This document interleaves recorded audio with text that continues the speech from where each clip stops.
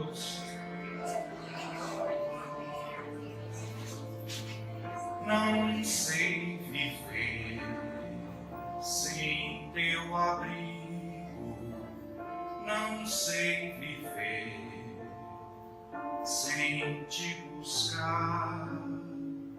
A minha mão sente o vazio, não te querer, não te adorar, para sentir o que eu vivo. Não é preciso procurar fora de mim, noutro lugar, no teu amor vou me encontrar. Este mundo é duro, sino sem soar, vida que é vazia, noite sem luar. Vem me socorrer, vem me carregar, guia os meus passos, me ensina a andar. Abençoa, Jesus, mais este nosso encontro para refletirmos sobre o seu evangelho de amor. Que a tua paz envolva todos os nossos melhores sentimentos e nos dê um discernimento divinamente inspirado.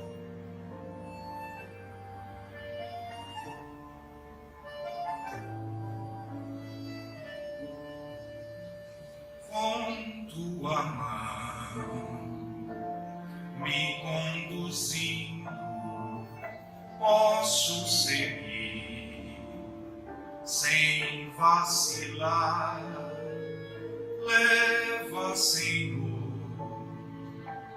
da minha vida a ilusão que o mundo dá ao descobrir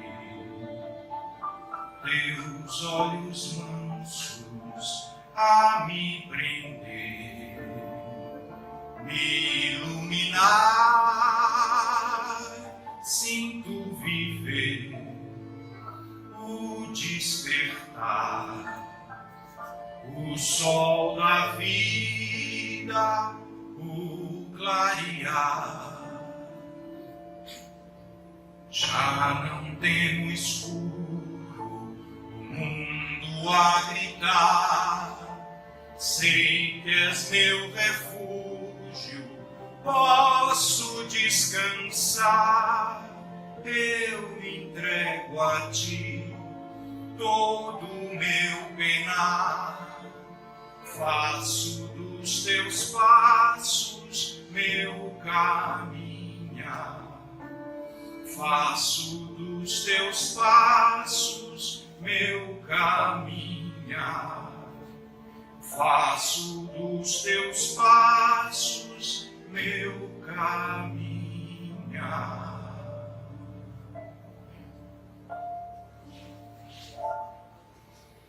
Este é o nosso desejo, fazer dos nossos passos neste mundo, mais esta existência encarnados,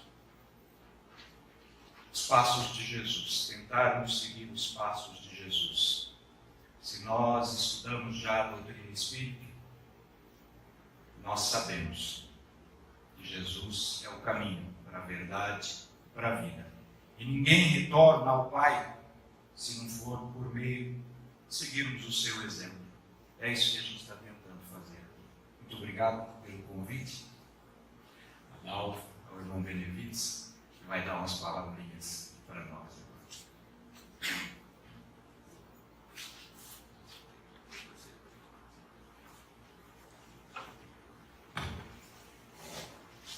Deixa eu ouvir o meu presidente da USE.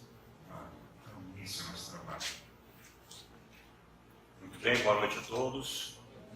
Muito muito bem-vindos, obrigado, muito agradecido pela presença de todos, agradecido pela presença essa noite, agradecido pela presença que estamos tendo em todas as palestras que a USP tem promovido, e que já essa é o encerramento, do Pinga Fogo de hoje. Estamos encerrando o ciclo de palestras do mês de abril. Esperamos para ter o próximo ciclo de palestras em outubro. Foram palestras muito concorridas, todas as casas encheram bastante. Acreditamos que tenham sido muito proveitosas, todo mundo que esteve nas palestras, só ouvimos elogios, o pessoal se sentindo bem, sentindo que foi muito proveitosa, todos aprendemos bastante e vamos continuar assim. Então, agradecendo a todos, pedir para o Denilson então apresentar o nosso palestrante de hoje. Boa noite a todos, obrigado pela presença. Nós já tivemos a abertura, o nosso cantor e compositor Paulo César Fernandes, que além de tudo é um estudioso da doutrina espírita, uma pessoa que está muito ligada ao nosso movimento e à filosofia, e ele tem um trabalho muito interessante, inclusive na literatura, é escritor, tem várias obras, algumas das quais estão expostas aí para venda. Esse foi o 14º apóstolo, esse livro, inclusive ele lançou no dia, estava lançando no dia que fez uma palestra aqui, mas o livro não chegou a tempo, no ano passado. Mas nós queremos agradecer Paulo César pela sua presença, sempre bem-vindo, sempre atencioso, sempre muito solícito aos nossos pedidos. E hoje nós temos um trabalho com ele. É um trabalho diferente, não é uma palestra. Esse trabalho seria o tipo pinga-fogo, que nós chamamos, perguntas e respostas. Para prevenir, nós já colhemos perguntas, viemos colhendo durante a semana algumas perguntas, e isso não impede que quem tenha pergunta hoje também possa fazer. Nesse caso, nós pediríamos que passasse para a Leninha e para a Rejane, que estão lá atrás. Sim, a Edna também aqui, porque aí nós traímos por escrito, eu gostaria que ele lesse a pergunta. As perguntas não estarão numa ordem, serão aleatórias. Então ele tem todo o direito, para olhar essa pergunta aqui para que a gente está respondida, coisa desse tipo, que pode acontecer de uma pergunta ser igual a outra, muito semelhante, ou tocar o mesmo assunto, Então, nosso companheiro que tem essa habilidade, esse discernimento, de saber o que deve ou não deve falar, estará aqui nos dando a sua contribuição. Muito obrigado. E a gente gostaria, então, que, assim, de início, algumas palavrinhas iniciais do nosso público.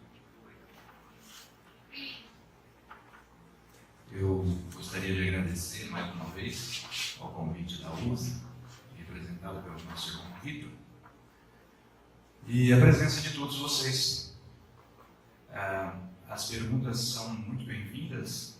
Nós sabemos que a dialética foi a modalidade pedagógica utilizada por Kardec na organização da doutrina espírita, na forma de perguntas, e não foi sem motivo. Kardec utilizou a forma dialógica de perguntas.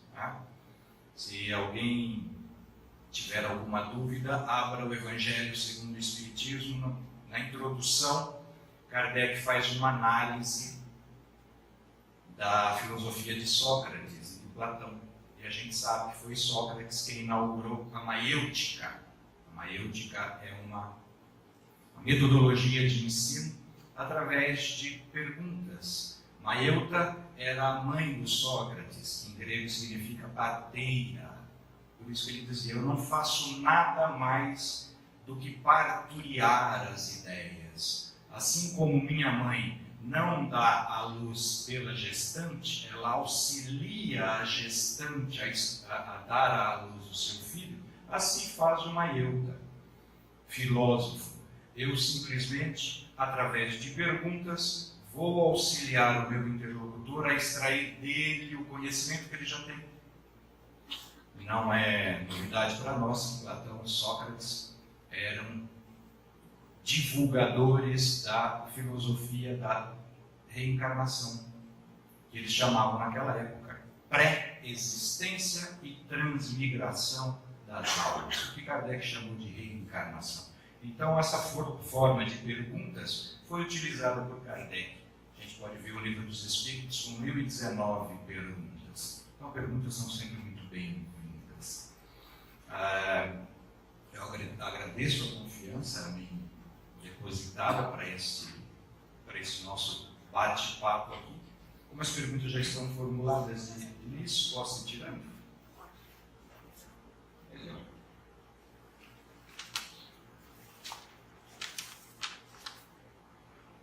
Como o Espiritismo pode ajudar a humanidade se os espíritas ainda são tão poucos no mundo e existe tanto preconceito contra o Espiritismo? Kardec é categórico dizer que o Espiritismo é de todos os tempos. O Espiritismo é de todas as eras, diz Kardec. O Espiritismo, enquanto uma doutrina organizada, uma metodologia, um sistema organizado de filosofia e uma metodologia de investigação científica, é recente. Completou esse ano 161 anos. Este livro que o nosso irmão Benevides disse que eu lancei aqui o ano passado, lancei o livro não chegou. A editora não tinha. Mas foi para a gente comemorar, dia 18 de abril do ano passado, o Espiritismo, o lançamento do Livro dos Espíritos, comemorou 160 anos. Então, a doutrina dos Espíritos é nova. Tem razão nosso interlocutor aqui. Mas o Espiritismo, diz Kardec, o Espiritismo está lá na Índia, há 8.000 anos atrás. Ou seja, os fundamentos espíritas, que se assentam nas leis de Deus, principalmente reveladas agora pelos Espíritos, a lei do progresso. Mas, o que diz a lei do progresso? A lei do progresso determina que todos os seres criados por Deus avancem, evoluam na inteligência e a matéria também evolui, dizem os Espíritos. Então, essa lei do progresso já havia sido revelada nos Vedas e nos Vedantas indianos, há 6.000 anos antes de Cristo. Qual é a novidade que o Espiritismo traz? A novidade que o Espiritismo traz, a única novidade, corrigindo inclusive equívocos de interpretações de doutrinas reencarnacionistas antigas, inclusive o hinduísmo, é a metempsicose. O que é a metempsicose? A metempsicose é aquele pensamento antigo, equivocado, que o Espiritismo corrigiu. O Espírito Erástico demonstra no Livro dos Médiuns porque a metempsicose é fisicamente impossível. A metempsicose é o pensamento equívoco de que um ser inteligente que já animou um corpo humano, ou seja, um espírito, para a punição pode reencarnar novamente como um animal. Ou seja, um homem muito violento, como punição, reencarnaria como um lobo, por exemplo. Esse é um pensamento equívoco. Isso é impossível, tendo em vista hoje a física quântica já mostra, o Espírito Erástico já mostrou isso no Livro dos Médiuns, quando ele responde se um animal pode dar uma comunicação mediúnica. Ele diz: vocês não entenderam. Há uma lei, se hoje fosse respondido pelo Espírito Erástico, ele dizia: há uma lei da física de partículas que mostra que os perispíritos do animal e o perispírito do homem é completamente diferente. Então não são assimiláveis os campos perispirituais. Por isso que a metempsicose é um equívoco. Os campos do perispírito do animal são incompatíveis com o perispírito do ser inteligente já consciente de si, ou seja, o espírito. Então, a doutrina espírita, os seus princípios, as suas leis, a lei do progresso, não é nova. A pergunta, qual a moral mais elevada, o espírito mais elevado que já encarnou na Terra e, portanto, serve de base para a evolução de toda a humanidade? Os espíritos responderam. A resposta mais curta do Livro dos Espíritos: Jesus. Então, o espiritismo pode servir, Kardec diz isso também. A doutrina espírita, a religião espírita, não é para ser a religião universal. Não será a religião única, universalmente aceita. Os espíritos têm consciência das distintas condições de evolução de toda a humanidade. Mas, disseram, o espiritismo é para tornar claras todas as religiões. Então o espiritismo, respondendo mais objetivamente à pergunta, como o espiritismo pode auxiliar a humanidade toda? Esclarecendo as suas filosofias, esclarecendo as suas leis morais, esclarecendo o seu sentimento religioso. É neste sentido que o espiritismo servirá de instrumento eficaz, eficientíssimo para a libertação de toda a humanidade, esclarecendo todo o sentimento religioso de uma forma universal. E o preconceito, né? O preconceito faz parte do nosso estado evolutivo. Se fosse só o espiritismo que sofresse preconceito, estava bom.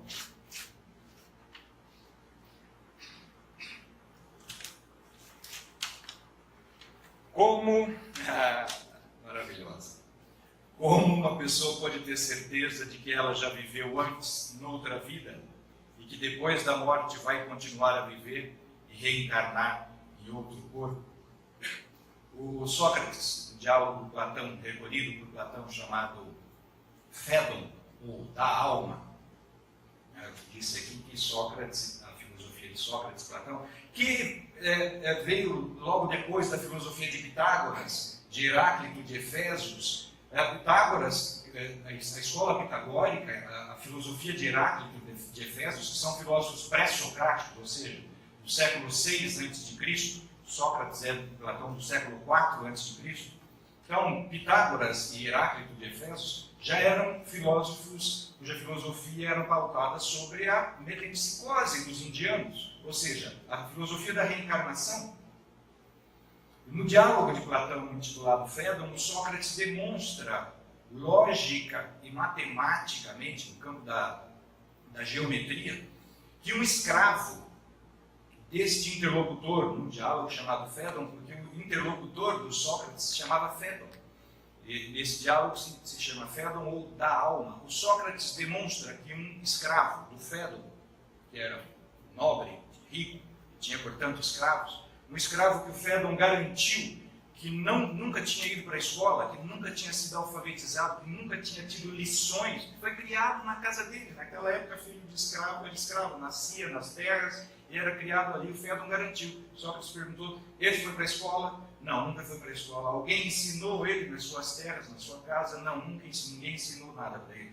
Nem escrever, nem ler, nem geometria, nem matemática, nada. Não. Então vem aqui, menino. Chamou Sócrates o Fédon, desenhou um retângulo na areia no chão e começou a fazer perguntas de geometria para o escravo do Fédon.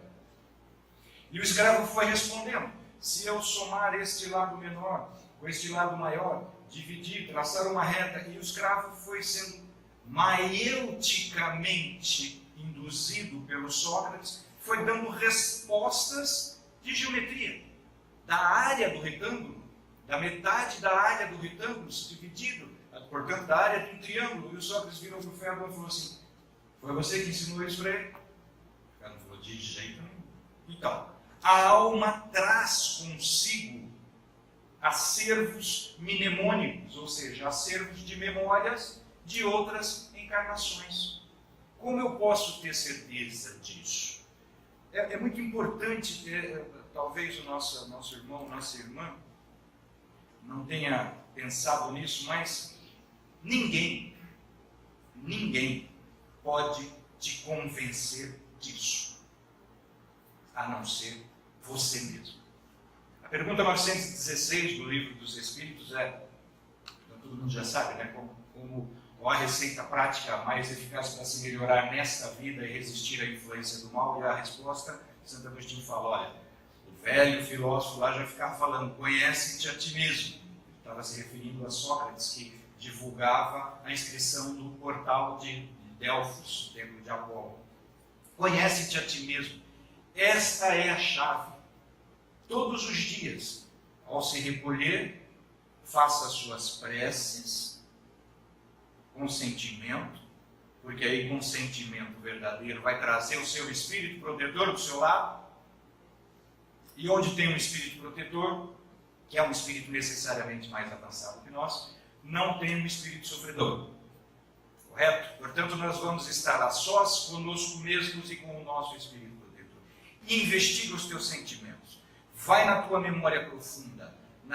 No capítulo Pedi e Obtereis do Evangelho, Santo Agostinho, numa comunicação que se chama A Felicidade que a Prece Proporciona, Santo Agostinho diz que no momento da prece, no recolhimento, atualizando esse termo hoje, recolhimento, digamos, meditando sob preces, muito importante isso, sob prece, faz a investigação do teu sentimento, faz a investigação da tua memória. E se for eficiente nisso, como garante Santo Agostinho neste capítulo do Evangelho, com a comunicação, a felicidade que a prece proporciona, ali Santo Agostinho diz que no momento da prece recolhida, sentida, assessorada pelo nosso espírito protetor, diz Santo Agostinho, vossa alma se liberta da matéria e voa por esses mundos etéreos infinitos que os pobres humanos desconhecem.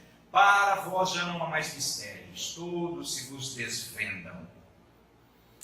É neste mergulho em nosso sentimento que nós vamos ter a garantia de que nós já vivemos encarnados, tivemos experiências. Eu digo que este é um mergulho, uma investigação pessoal. Não tem regressão de memória que outro faça que vá te ajudar. Quem melhor para fazer a nossa regressão de memória só nós mesmos, auxiliados pelo nosso espírito protetor, que é o sentimento do próprio Deus, escolhido por Jesus para nos orientar aqui. Então investiga. O Kardec fala, não precisa ter conhecimento das personalidades que nós demos vida em existências anteriores. Personalidade é aquela máscara do teatro grego, que a gente bota a máscara para desempenhar o papel. Kardec fala, não precisa saber da personalidade que você animou em existências anteriores. Investiga o teu sentimento.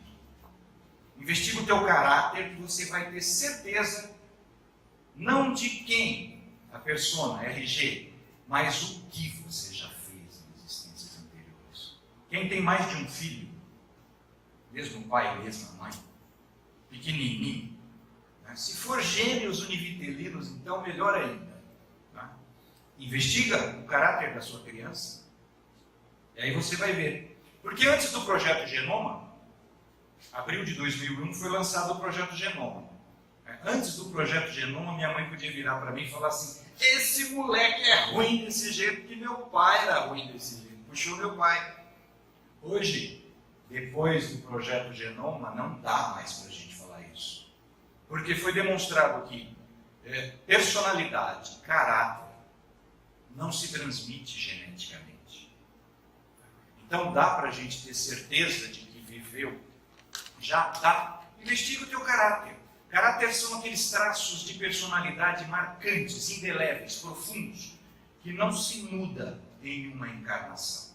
Numa encarnação a gente muda personalidade, mas o caráter a gente tem que fazer muito esforço para mudar. Então investigue o teu sentimento diante de determinada situação, diante de determinado fato, como você reage. Esta é a melhor maneira, mais garantida de nós termos certeza de que nós já vivemos em existências passadas. Investiga a tua memória, investiga o seu talento. Há um conceito na filosofia que mata de raiva os melhores filósofos, porque ninguém consegue dar conta de resolver, principalmente hoje a filosofia materialista, que é o conceito de gênio. O conceito de gênio é uma pedra no sapato da história da filosofia. Até o filósofo Immanuel Kant se rendeu a esse conceito. Não dá para explicar o gênio, principalmente hoje, do ponto de vista genômico, do projeto genômico. Porque o talento que algumas crianças demonstram, e que o Kant chamava de talento inato, essa é uma demonstração de que, olha, não foi nessa existência que meu filho, não foi nessa existência que eu adquiri esse talento natural. Agora, como nós temos certeza de que vamos sobreviver, é isso que a gente está aqui, está estudando para afirmar essa certeza.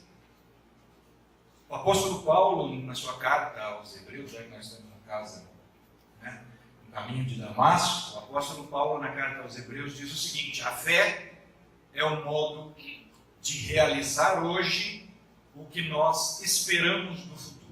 Ou seja, a fé é o modo de nós realizarmos a esperança. Ele diz, é o modo de nós conhecermos, e conhecimento é do campo da filosofia.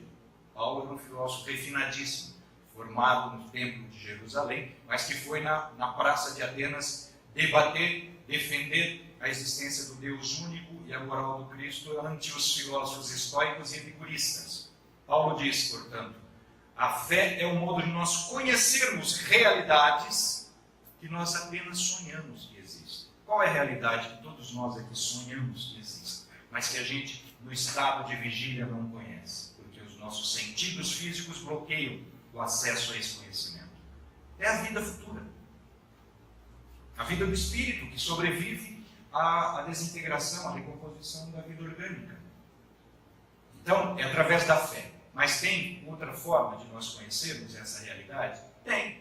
Qual é a ciência do espírito? Não do conhecimento do espírito como coisa em si, da essência, da substância espírito, porque isso os próprios espíritos, coordenadores do espiritismo disseram, não temos recursos mnemônicos, cognitivos ainda para conhecer a substância, a essência, a centelha divina que é o espírito. Mas dá para nós conhecermos o efeito do espírito no mundo.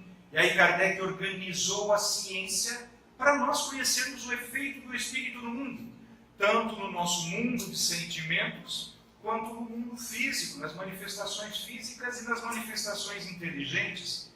O livro dos médiuns. O livro dos médiuns é a forma de nós termos a garantia da existência, da sobrevivência da alma e da transmigração da alma. Porque ali Kardec dá o passo a passo para nós obtermos esse conhecimento. É a metodologia espírita. É a novidade exclusiva que o Espiritismo trouxe, superando todas as demais filosofias espiritualistas anteriores. Esta é a novidade que o Espiritismo trouxe.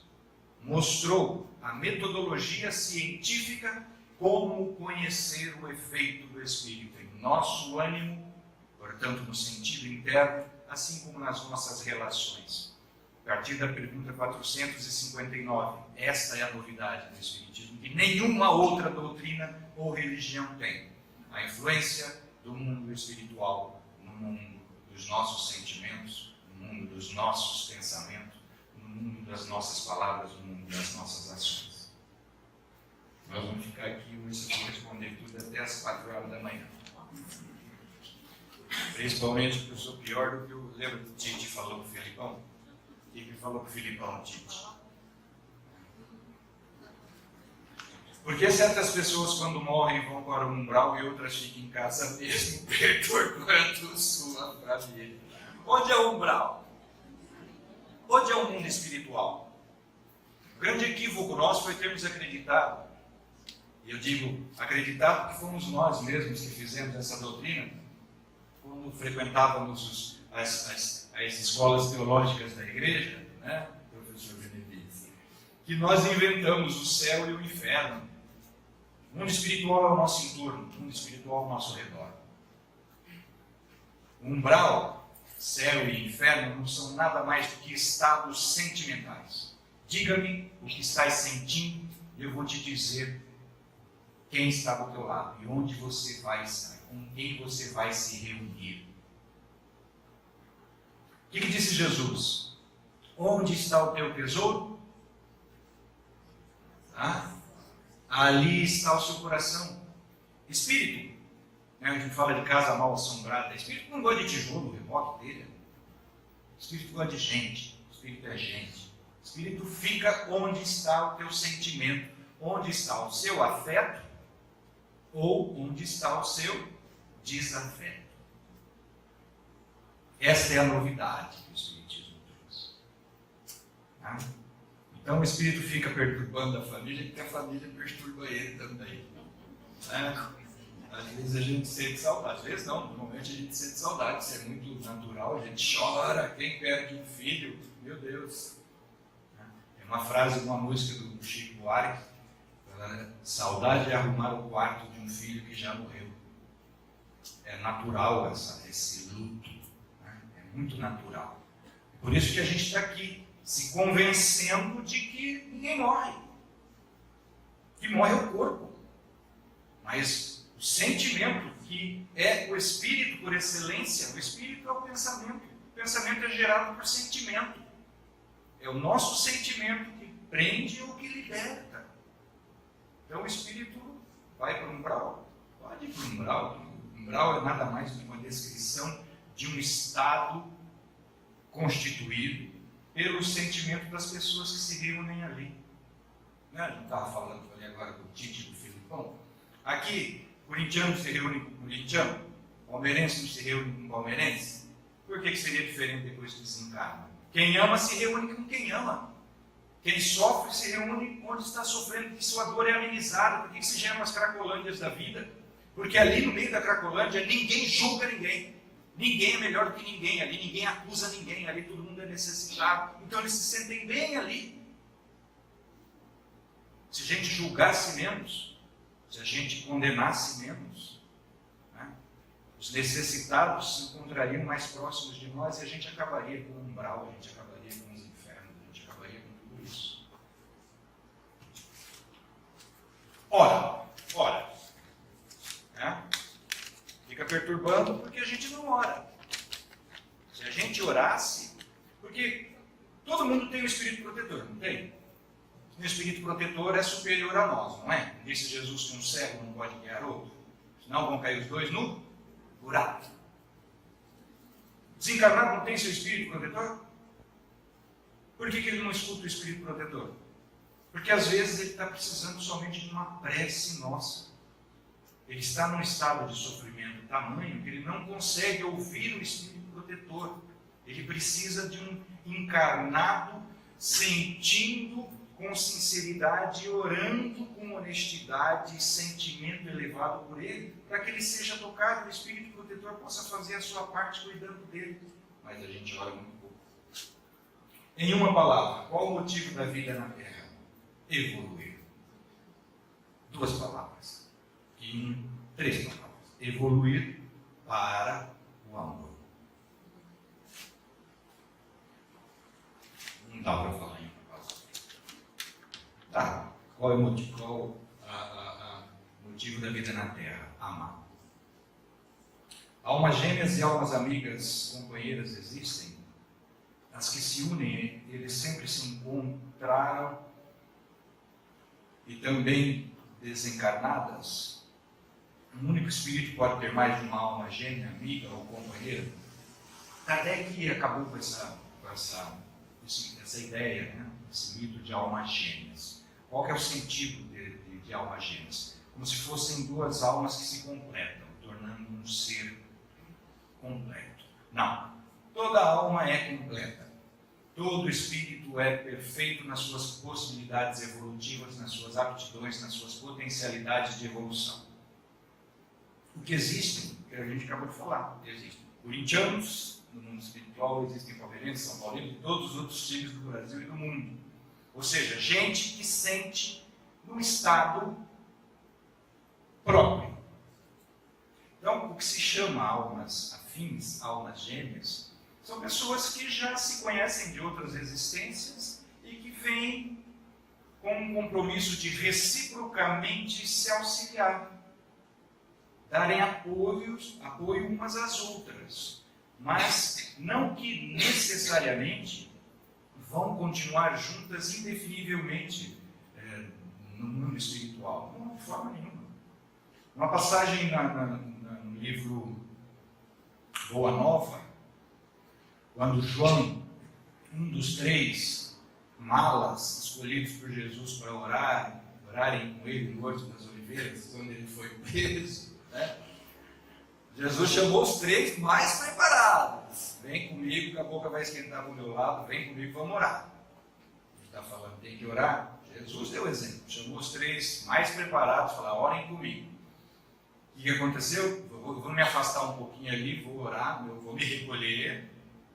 Orem comigo, tem o apoio. O que aconteceu? Nós dormimos. Ele voltou, falou, vocês deram um joinha para mim no Facebook, estamos juntos, mestre, eu volto, vocês estão dormindo. Bom, voltou, orem comigo. Foi, voltou, os 3 dormindo novamente. E o João era um menino, adolescente, João Evangelista. Ele não se perdoava. Depois que Jesus voltou, depois do Pentecostes que Jesus voltou para o mundo espiritual, João chorava dia e noite, diz o Espírito Humberto de Campos no livro Boa Nova. Não se perdoava, porque, meu Deus do céu, ele nunca pediu nada para mim. A única coisa que ele pediu para mim foi uma prece sentida, e eu dormi. E aí Jesus, misericórdia encarnada, aparece para o João, fala, por que você está chorando desse jeito, filho? Fala, mestre, aí chorou mais ainda, porque diante da pessoa que a gente ofendeu, o remorso faz com que a gente caia em si e a gente chora mais ainda. Né? Não fica assim não, João. Aquela lição do horto foi mais um ensinamento que eu deixei para vocês. Para mostrar que ali, quem ia passar por tudo o que eu passei logo em seguida, naquele momento e logo em seguida na minha trajetória rumo ao Calvário, ao Gólgota, onde eu expirei a minha missão aqui, era para mostrar que aquilo eu tinha que passar sozinho. Porque a escada de ascensão espiritual é individual. O trabalho de elevação espiritual é personalíssimo. Cada um vai ter que fazer isso. Por menos que nós, que somos pais, quiséssemos, né? A gente queria que os filhos fizessem tudo aquilo que a gente já entende ser o legal. Então, almas gêmeas, isso não existe como pessoas, como metades infinitamente determinadas para serem somente metades. Não, o espírito é completo, tem todas as potencialidades evolutivas. O que existe é a lei de solidariedade universal, que determina que cada um e todos se suportem, ou seja, deem suporte uns aos outros para que todos cumpramos a lei do progresso, que vai culminar com o amor a Deus sobre todas as coisas e ao próximo como a nós mesmos. Vocês separaram as perguntinhas, tá tudo grudadinho, que era igual, né? Então, tem mais 3.000 aí dentro. No livro Memórias de um Suicida, da dona Ivone Pereira, psicografado junto do espírito Camilo Castelo Branco, se não me engano, né? Assim mesmo. No livro Memórias de um Suicida, há o caso de um homem que se suicidou e foi para o Vale dos Suicidas. Na obra Missionário da Luz, André Luiz relata um caso de um homem que também se suicidou, mas não foi para esse lugar. Como explicar esses 2 casos? É o que eu estava dizendo. O estado do espírito depois de desencarnado, o sentimento que ele vai conservar, vai determinar o local onde ele vai se encontrar. Há várias influências, vários motivos que influenciam e levam uma pessoa ao suicídio.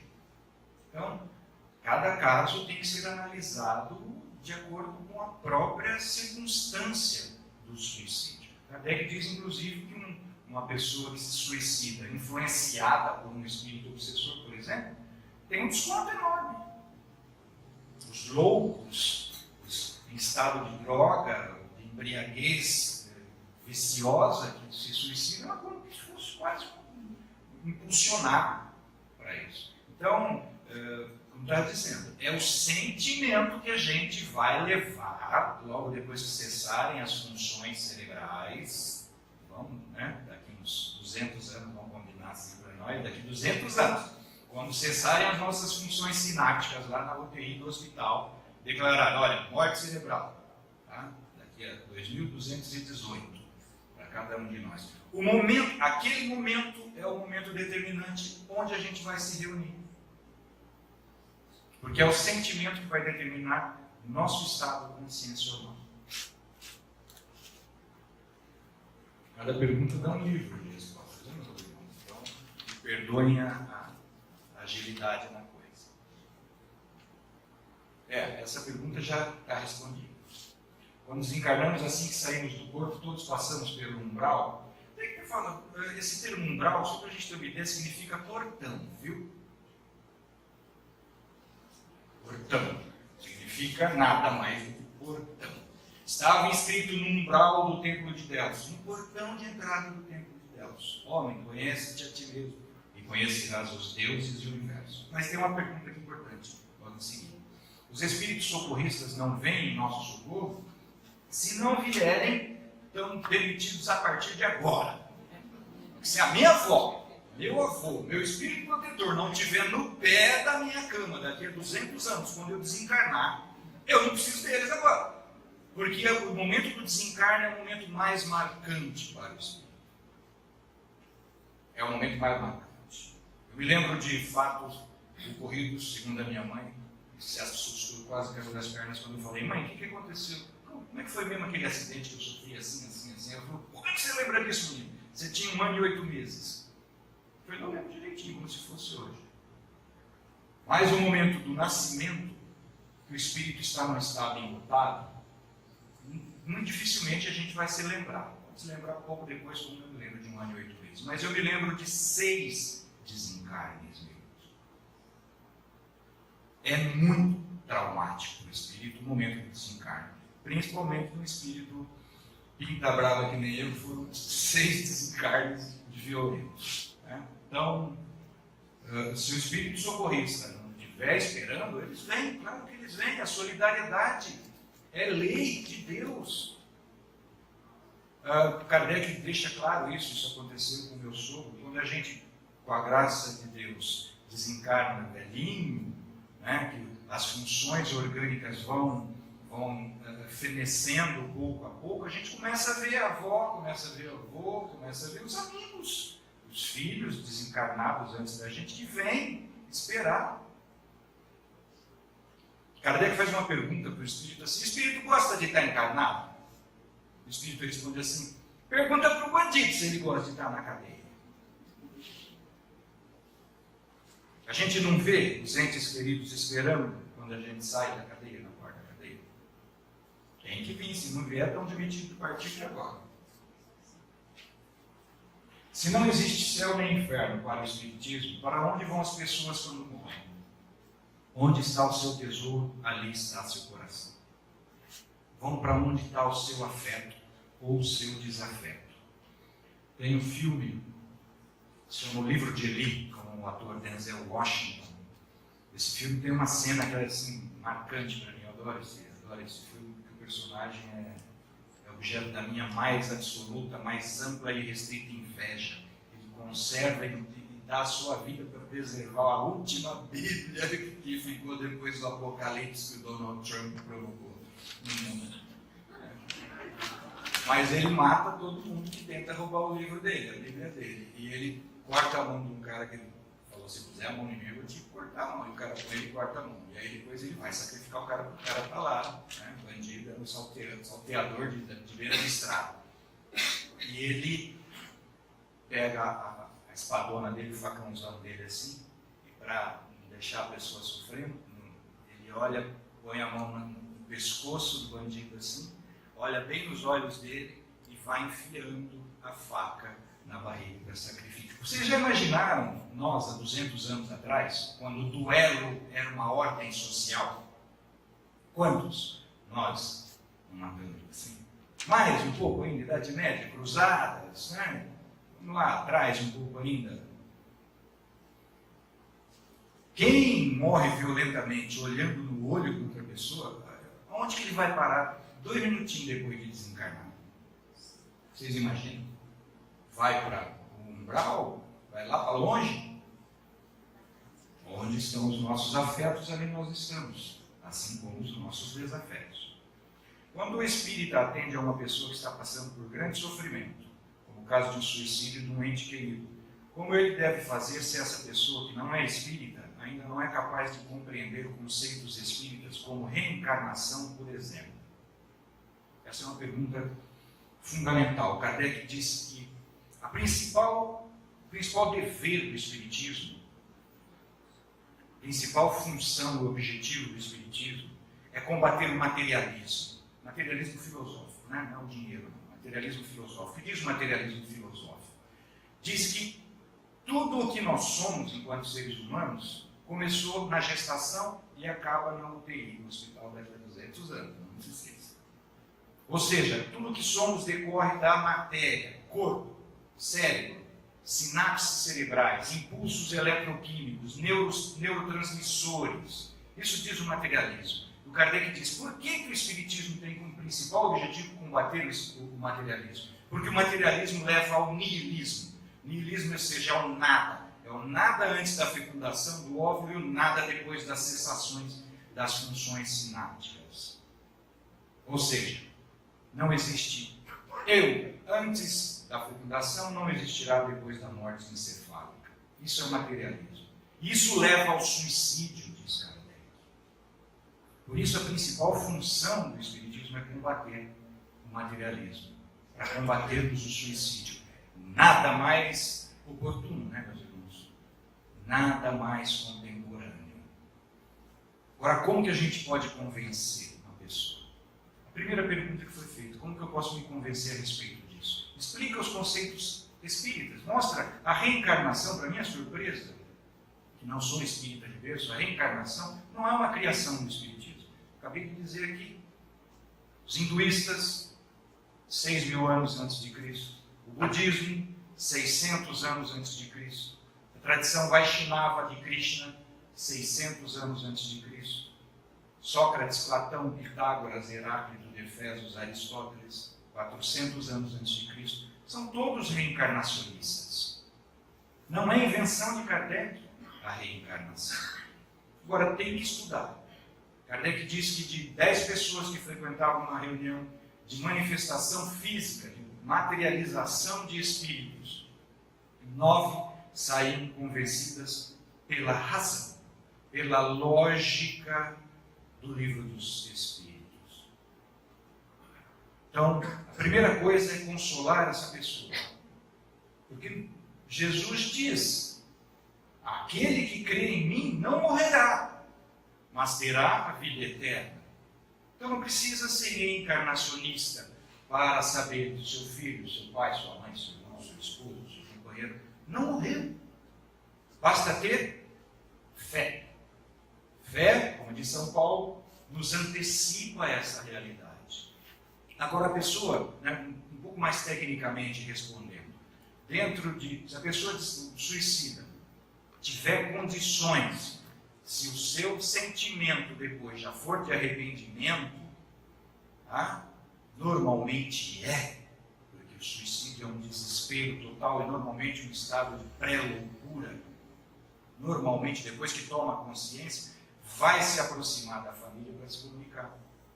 Aí ora, antes de dormir, porque no momento em que o corpo dorme, o espírito vaza rapidinho, não gosta de ficar na prisão. Durante o sono, o espírito se liberta, assim como durante a prece eficiente. E é nesses momentos que se encontram. No dia seguinte em que uma mãe acorda e naquela noite ela se encontrou com um filho suicida, o seu sentimento não a engana. Investiga o seu sentimento, o seu estado de ânimo. Conhece-te a ti mesmo. Mas não precisa ser reencarnacionista para saber disso. Qualquer religião divinamente inspirada é para surtir esse efeito em nós. Principalmente Jesus que fala: quem crê em mim não morrerá, mas terá a vida eterna. Mas o estudo é fundamental para se convencer pela razão, fé raciocinada. Fala-se que o médium, para exercer bem sua missão dentro do Espiritismo, precisa sobretudo de sacrifício e renúncia. Fala-se mesmo, o Emmanuel fala isso, o Espírito que deu muita lição e ânimo, estímulo para o Chico Xavier.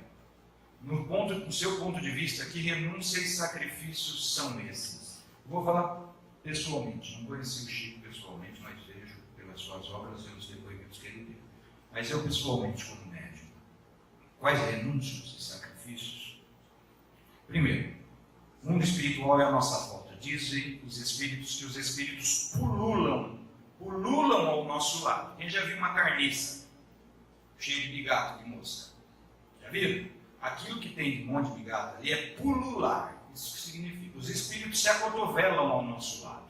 Eu, como médium de sentimento muito profundamente influenciável, eu não sou médium vidente, graças a Deus. Desconfio do médium vidente que diz que só vê espírito elevado ao nosso lado. Nosso mundo é de provas e expiações. Eu não sou médium vidente. Mas a minha faculdade mediúnica é de sensação. O que o espírito do meu lado está sentindo, eu sinto. Se ele está sentindo dor, eu sinto dor. Se ele está sentindo alegria, ele não vai estar do meu lado, porque ele tem mal o que fazer.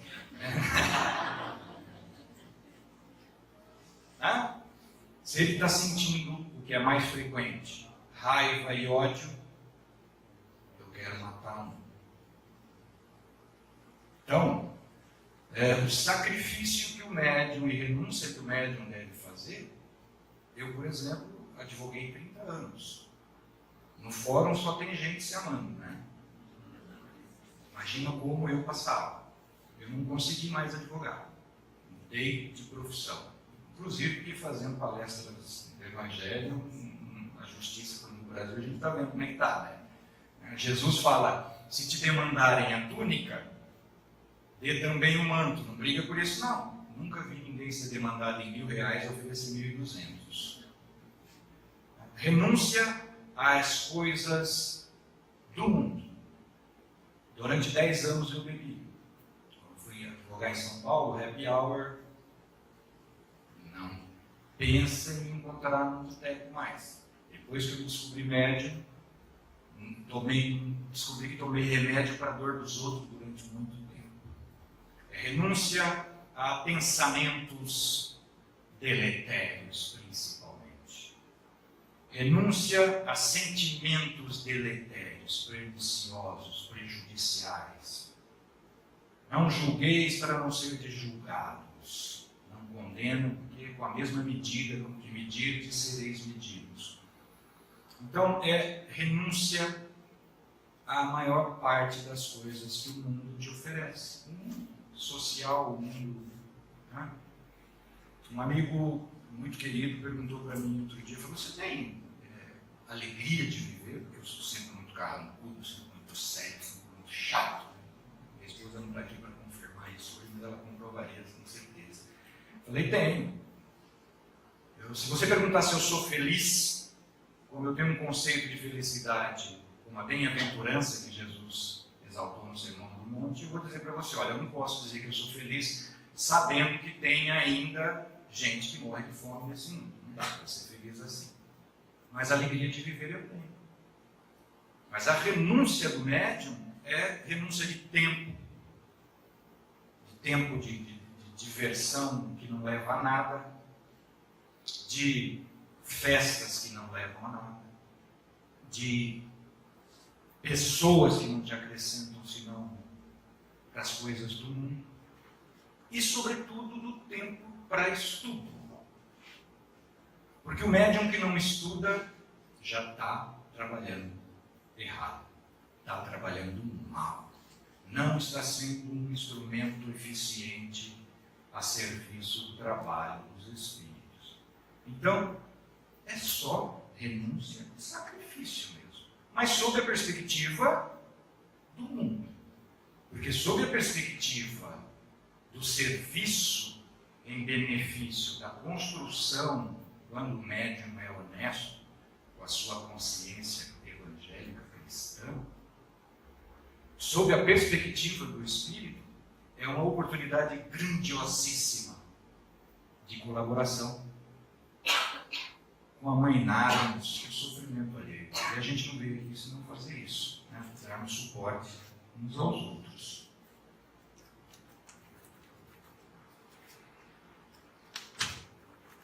Silêncio profundo. Como que o médium pode ter absoluta certeza de que a mensagem que vem por seu intermédio não parte dele mesmo, como produto do seu inconsciente, mesmo de conteúdo de outras encarnações, já que a via da mediunidade é o seu pensamento? Perfeita, pergunta perfeita. A via da mediunidade é o pensamento do médium. Tudo o que Kardec diz a respeito de recursos materiais que o médium necessita ter é de acervo de cultura, acervo de religiosidade, acervo de memória, acervo, né, de sentimentos elevados, para que o pensamento do espírito comunicante, espírito desencarnado, assimile o pensamento do médium via perispírito, esse é o mecanismo da mediunidade, e o médium consiga traduzir em palavras escritas ou verbais o pensamento do espírito que se comunica, consequentemente o sentimento do espírito que se comunica. Essa comunicação se dá por meio de imagens. O espírito não se comunica verbalmente com nós, com palavras escritas ou oralidade. Não, é pelo pensamento. O pensamento gera imagem. E essa imagem é que é traduzida pelo médium em palavras. Agora, como o médium pode ter absoluta certeza? Eu tive absoluta certeza, eu narro isso nesse livro que se chama A Força do Perdão, que está aí, que é parte do meu trabalho mediúnico. Depois de 6 anos como médium, já sob a orientação de Kardec, é que eu tive certeza de que aquele conteúdo que eu estava traduzindo na psicofonia ou na psicografia não era meu. Porque eu tive a plena certeza de que um espírito que se comunicou com o meu intermédio, que foi socorrido depois do sofrimento no mundo espiritual, perdido no mundo espiritual 400, 500 anos, ele foi socorrido por meu intermédio. Com certeza um compromisso que eu tinha com ele lá atrás. E aí eu tive certeza que aquele espírito, ele mostrou uma cena para mim, ele fez uma coisa que era algo de um gênio. Eu não sou bobinho, não. Minha mãe já dizia isso. Mas gênio eu não sou. Quando ele me mostrou aquilo que ele fez, aquela ideia que ele teve para driblar a própria consciência, eu falei, esse homem é um gênio. Isso não é meu. Todo o resto desses 6 anos para trás podia ser meu. Isso se chama conteúdo anímico, da própria alma do médium. Mas esse conteúdo anímico, este acervo de vida do médium, é fundamental para que o espírito consiga traduzir o seu pensamento. Kardec diz que toda comunicação mediúnica tem o selo do médium, porque exatamente este acervo que vai gerar a linguagem escrita ou falada é do médium. As palavras, os termos, o léxico, o vocabulário é todo do médium. A gente vê médium, quando vem um espírito, começa a tentar atender, percebe que é um espírito um pouco mais elevado e tenta mudar o seu vocabulário e às vezes se enrola nos termos, em conjugação verbal. É muito comum isso. Não precisa. O espírito transmite sentimento, que gera pensamento. Então, eu tive plena consciência, garantia absoluta, de que há conteúdos nas minhas comunicações mediúnicas que não são meus como médiuns, não são anímicos. Kardec dá a chave para isso. Primeiro, o médium precisa se conhecer muito bem. Conhece-te a ti mesmo para o médium é fundamental. Para que ele analise o seu sentimento e no momento da comunicação mediúnica ele vai falar assim, espera aí, não está sentindo isso exatamente agora há pouco. Então o autoconhecimento é fundamental. E autoconhecimento é determinação diária de prece e recolhimento investigando, como Santo Agostinho recomenda lá na 919. Agora, uma autêntica comunicação mediúnica, diz Kardec, o signo característico de uma genuína comunicação espiritual, não anímica, é a espontaneidade. Guarda esse termo. Kardec usa esse termo. A espontaneidade da comunicação.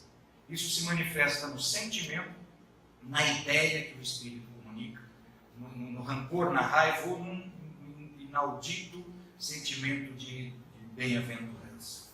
É a espontaneidade, investiga.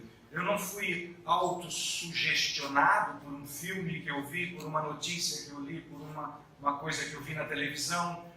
Não há autossugestão nesta mensagem. Por isso que o médium tem que se investigar e autoconhecer muito bem, para que seja absolutamente honesto na sua prática. Mas a espontaneidade da mensagem, do conteúdo, do sentimento da mensagem, para o Kardec é a chave. E anos de trabalho. É correto reuniões mediúnicas abertas ao público? Ah, não, quem sou eu para falar o que é correto e o que não é correto? Né? Eu já participei, quem lê meu primeiro livro eu vou contar essa minha história, entre eu tocar e cantar na missa minha vida inteira, como eu fiz isso de formação católica, e encontrar o Espiritismo que me salvou essa existência, eu fui médium 9 anos na Umbanda.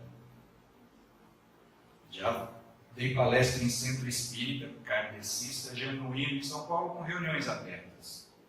Em Marília também faz. Kardec levava experimentadores céticos para as reuniões nas casas de família da sociedade parisiense, espírita de Paris, onde ele fazia. Reuniões mediúnicas abertas têm sempre um inconveniente.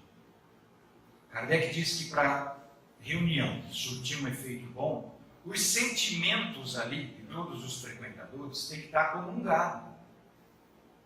Senão vai prejudicar a comunicação. Normalmente reunião mediúnica hoje é para atendimento, no meu caso, para atendimento de necessidades espirituais. E necessidades espirituais, nós estamos lidando com a vida íntima de seres humanos. Espíritos são seres humanos. Então, por este princípio, eu não participo de reuniões mediúnicas abertas. Mas tem casas espíritas, né? Dizer espírita kardecista é pleonasmo, espírita, casa espírita, que é Umbanda, é espiritualismo, não é espiritismo, casas espíritas que fazem reuniões muito eficientes abertas. Vai depender do objetivo, da finalidade da reunião e da segurança, principalmente isso, o que é muito difícil. Kardec diz no livro dos médiuns, o ideal é que todos os médiuns fossem médiuns seguros, mas até o médium adquirir a expertise para ser um médium seguro, vão décadas de trabalho. Mas eu não consigo dizer o certo e o errado. É verdade que quando uma criança nasce com deficiência mental porque ela foi suicida na outra encarnação? Não, ela pode vir como deficiente mental para ajudar os pais, ser um espírito mais evoluído que os próprios pais. Ninguém tem condições de saber isso, só o espírito protetor da criança. E ele não fala.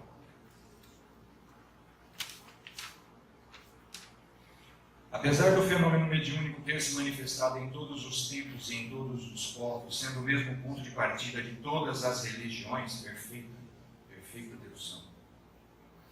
Todas as religiões têm como base a mediunidade. Os Vedas e os Vedantas de 8.000 anos atrás foram trazidos pelos rishis indianos, os médiuns. Quem tiver alguma dúvida a respeito da relação que existe entre o hinduísmo, a prática mediúnica no hinduísmo e no espiritismo, leia um livro que se chama O Espiritismo, Faquirismo Ocidental. Foi um livro escrito pelo cientista Paul Gibier, era o presidente do Instituto Pasteur no começo do século XX.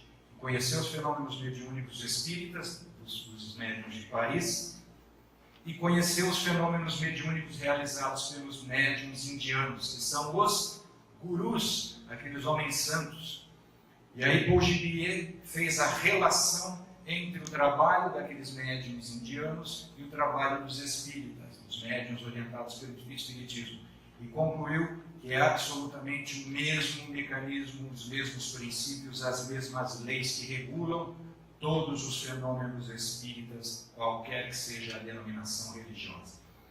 Os espíritos dizem para Kardec: vocês não se acertam com relação à terminologia, por isso que vocês ficam brigando à toa aí. Então leia esse livro, O Espiritismo, Faquirismo Ocidental. Está em catálogo ainda, é publicado pela FEB, tá, meus irmãos? Publicado pela FEB há décadas. Apesar do fenômeno mediúnico ter se manifestado em todos os tempos e em todos os povos, sendo o mesmo ponto de partida de todas as religiões, conforme podemos ler na Bíblia, por que a mediunidade ainda hoje é vista com desconfiança, com medo, com desprezo e com repulsa, por ignorância? O doutor Bezerra de Menezes, ignorância não é grosso que nem eu sou, não, viu? Ignorância é desconhecimento. O Dr. Bezerra de Menezes diz na abertura, na introdução do livro Dramas da Obsessão, psicografado pela Dona Ivone Pereira: todos os homens, é sabido que todos os homens são médiuns. Dramas da Obsessão, Dr. Bezerra de Menezes. Acontece que a maioria ignora que é médium, diz Dr. Bezerra, porque ignora a si mesmos. Olha o autoconhecimento voltando para nós. Então, a ignorância a respeito do que seja. Aristóteles disse que para a gente responder tudo a respeito de um conceito, a gente tem que responder a 4 perguntas. Para a gente estabelecer um conceito, dizer que conhece alguma coisa mesmo, nós temos que responder 4 perguntas. Primeiro, se essa coisa existe. Senão a gente vai ficar correndo igual o cachorro, correndo atrás do rabo, não vai achar nada. Se existe, o que é essa coisa, como essa coisa é e por que essa coisa é desse jeito. A ignorância, o desconhecimento a respeito da mediunidade, ali diz o Dr. Bezerra, 6º sentido que a própria humanidade ignora. Por quê? Porque não se conhece a si mesmo. A partir do momento, pergunta 495 do Livro dos Espíritos. 495 do Livro dos Espíritos. Responde como que nós adquirimos a mediunidade. Eu andei atrás dessa pergunta há 18 anos, passar por cima dela, por cima das 495 do Livro dos Espíritos, dezenas de vezes no passeio. Até o dia que era para eu descobri.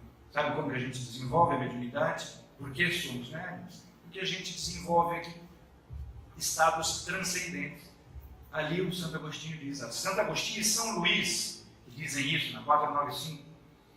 Busca contato com seus espíritos protetores. Não se constranja de interrogá-los com suas dúvidas, suas perguntas. Como? Se recolha para a prece. Lá, como ele fala no Evangelho, na felicidade que a prece proporciona. Durante a prece, nossa alma se desprende da matéria e tem o contato que a gente quer com os nossos entes queridos, o nosso espírito protetor. E Santo Agostinho e São Luís dizem, no final da resposta 495 do Livro dos Espíritos, são essas relações entre os encarnados e seus espíritos familiares, seus espíritos protetores, que fazem médiuns todos os homens. Mais uma vez, a gente não se entende a respeito da terminologia, porque Jesus chamava médiuns, no Velho Testamento, pela terminologia dos profetas. São Paulo, nas suas cartas, orientam os profetas, os dons do Espírito. Um tem o dom da palavra, médium psicofônico. Um tem o dom da escrita, médium psicográfico. É de todos os tempos o Espiritismo, diz Kardec. A mediunidade ainda é muito ignorada por nós. Ainda tem muito mito em cima da mediunidade. Por isso que a gente ainda sofre tanto preconceito. Nós já estamos com 1 hora. Vocês aguentam mais 200 anos?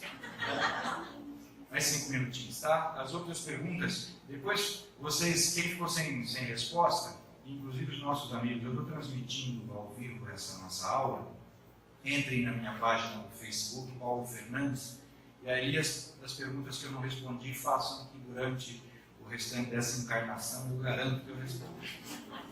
Tá bom? Do ponto de vista espírita, é correto dizer que toda pessoa tem visões e ouve vozes. É correto dizer, do ponto de vista espírita, que toda pessoa que tem visões e ouve vozes pode ser classificada como médium. Seria correto encaminhar essa pessoa que está chegando ao centro agora para um trabalho mediúnico? Sim, toda pessoa que tem visões, toda pessoa que tem audições, toda pessoa que tem sensações de bem ou de mal-estar, sem nenhum fato concreto da vida cotidiana. O Espírito Bezerra de Menezes fala isso, Kardec fala isso. Pense em uma coisa. Vamos fazer uma análise aqui, eu posso até me encerrar. Faça uma análise. Todo mundo aqui tem espírito protetor, não tem? Deus não seria pai de nos colocar aqui no mundo de provas e expiações sem ninguém para nos orientar. O espírito protetor é necessariamente um espírito superior a nós, não é? A gente já viu isso, sim. Um cego não pode guiar o outro, senão nunca iremos num buraco. Se o nosso espírito protetor é um espírito mais evoluído que nós, um espírito superior a nós, tem o dever, a incumbência de nos orientar, como que ele nos orienta? Através de que meio de comunicação? O sentimento que gera pensamento se assimilam os perispíritos do nosso espírito protetor com o nosso, no momento em que nós saímos do corpo durante o sono, ou no momento, como garante Santo Agostinho, na felicidade que a prece proporciona, quando a gente consegue eficiência na prece e a nossa alma se desprende da matéria, capítulo do Livro dos Espíritos, da emancipação da alma, nesse momento se assimilam os sentimentos entre nós e o nosso espírito protetor, para que haja a comunicação, e essa comunicação tem que ser eficiente. Um princípio filosófico que diz o seguinte: o particular está contido no universal. Bonito isso, né? Mas a gente não entende quando falam assim, né? Mas se eu disser assim, quem pode o menos, quem pode o mais, pode o menos. Se nós, como encarnados, conseguimos assimilar o pensamento e o sentimento de um espírito superior a nós, que é muito mais difícil, porque as ondas dos seus sentimentos geram ondas, um campo de ondas perispiritual de vibração distinta da nossa, que estamos encarnados, e o nosso sentimento ainda não é tão elevado quanto o dele. Se nós conseguimos, mediante esse esforço de recolhimento e prece, elevar o nosso sentimento ao ponto de assimilar os campos perispirituais com o nosso espírito protetor, que é superior a nós, quem pode mais, pode o menos. Por que é que a gente não assimila de um sofredor do nosso lado? A gente assimila. Como diz o Espírito Bezerra de Menezes, a gente não se conhece o suficiente para distinguir o momento em que estamos sendo influenciados por um espírito sofredor ao nosso lado. A realidade disso, diz Bezerra de Menezes, nessa obra, Dramas da Obsessão. Ele diz o seguinte: o noticiário macabro que nós estamos constatando todos os dias nas redes sociais hoje. No tempo dele era só jornal e rádio, mas hoje a gente está vendo na televisão, nas redes sociais, na internet, nas comunidades. O noticiário macabro tem causa nos portes mediúnicos que se ignoram. Vocês se lembram de um jovem infeliz paulistano, Francisco de Assis, Balbino, o nome dele, que ficou conhecido como maníaco do parque? Perguntado para esse jovem: por que você faz isso, moço? Ele falou: não sei, eu escuto uma voz mandando eu fazer, quando eu vi eu já fiz. Um outro em São Paulo também ficou conhecido como maníaco da cantareira, que matou algumas crianças lá. A mesma coisa.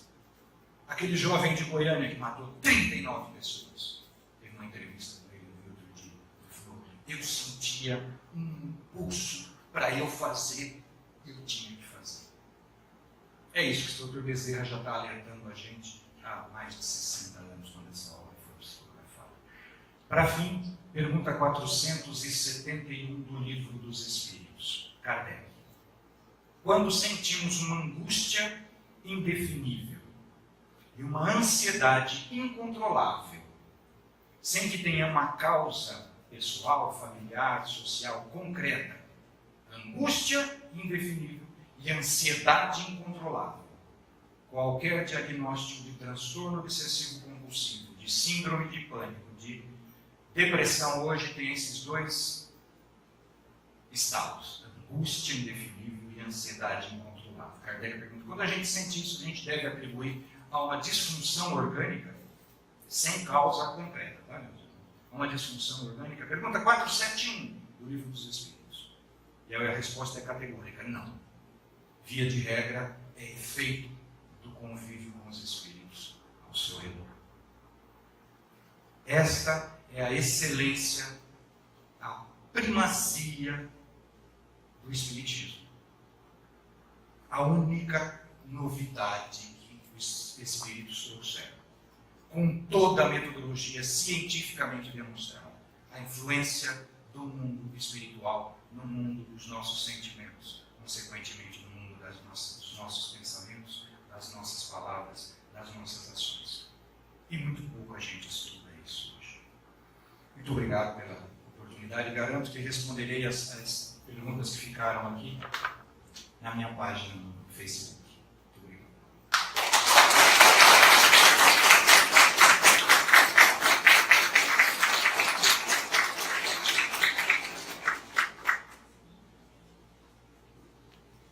Obrigado, Paulo. Para dar o convite, nós já sabíamos com quem a gente estava lidando.